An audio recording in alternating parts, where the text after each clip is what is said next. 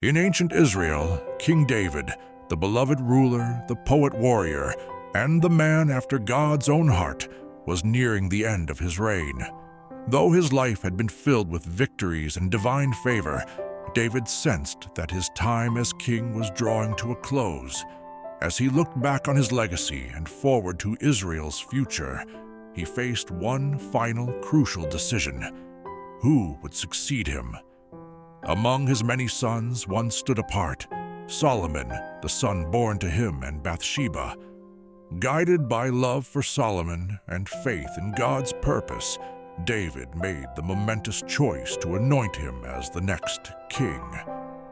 With the prophet Nathan, the priest Zadok, and the commander Benaiah by his side, David ordered that Solomon be crowned while he still lived. Riding on David's royal mule, Solomon was brought to Gihon, where the people rejoiced, shouting, "Long live King Solomon!" This was not just a transfer of power, it was the continuation of a divine promise. God's covenant with David fulfilled through his son. The people celebrated, and the sound of trumpets filled the city as Solomon took his place on the throne of Israel.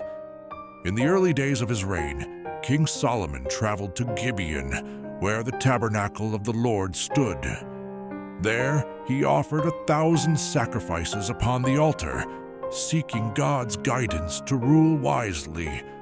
That night, as Solomon slept, God appeared to him in a dream and said, "Ask for whatever you want me to give you."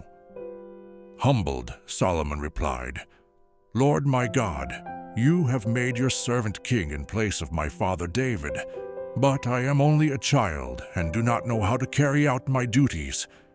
Give your servant a discerning heart to govern your people and to distinguish between right and wrong."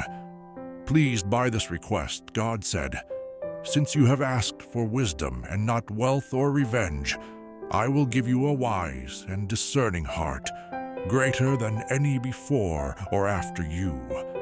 And I will also bless you with riches and honor." When Solomon awoke, he knew that God had answered him. A new age of wisdom had begun.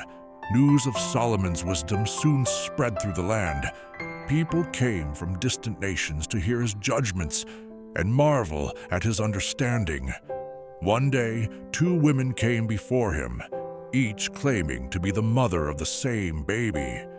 In a shocking test, Solomon called for a sword and said, "Cut the living child in 2 and give half to each."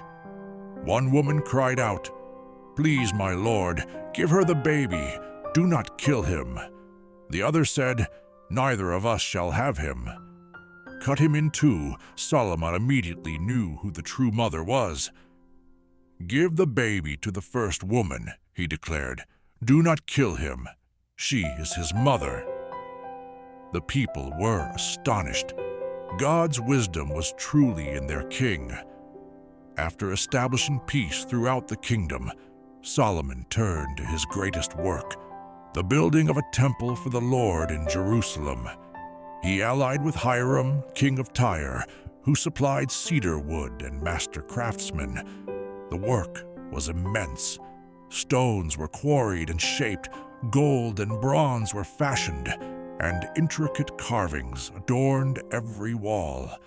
2 towering bronze pillars named Jachin and Boaz stood at the entrance, symbols of strength and stability.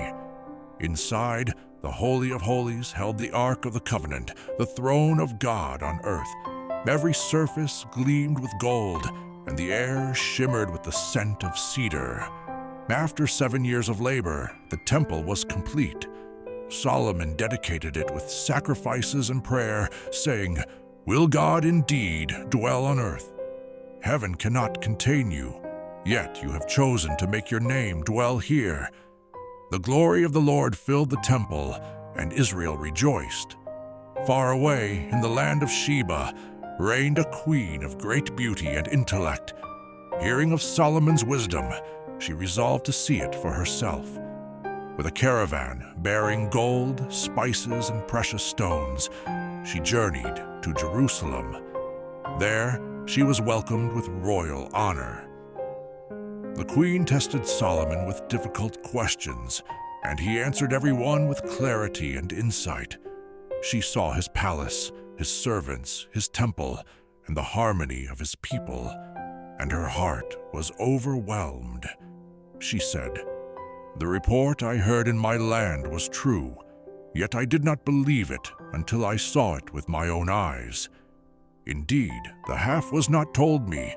In wisdom and wealth you exceed all reports." She praised the God of Israel, who had blessed Solomon and his kingdom.